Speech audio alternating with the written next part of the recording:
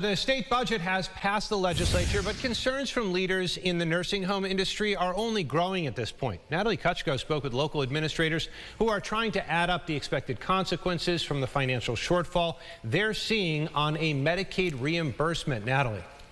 Adam, as we have reported here previously, leaders across upstate New York had long called for a more than $500 million investment to help close a major funding gap in these Medicaid reimbursements. What passed as part of the upcoming budget, though, is only about half of that. And as a result, there's significant frustration on the pace of admissions, also ongoing staffing challenges for the future.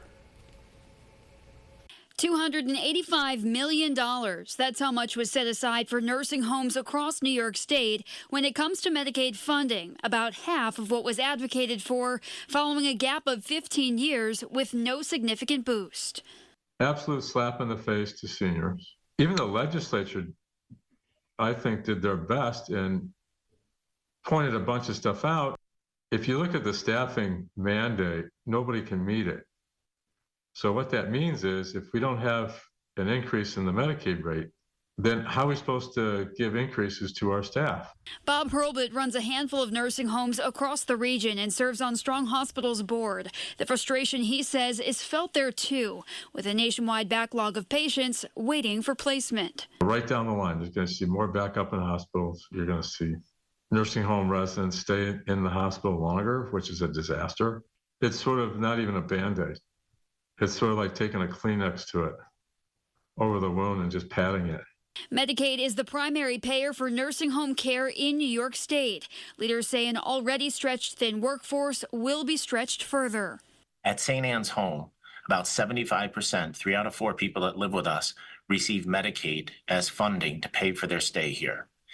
That methodology for Medicaid hasn't substantially changed since 2007.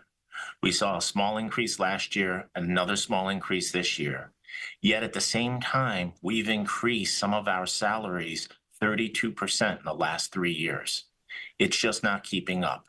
It not only impacts the elders, but it also impacts the workforce. This 4% Medicaid increase also extends to New York's assisted living providers. For caregivers or loved ones looking at the road ahead, officials say the best thing you can do is write to state leaders. I'd be dead scared because you have an aged parent or an aged relative that may need a nursing facility and it may not be there.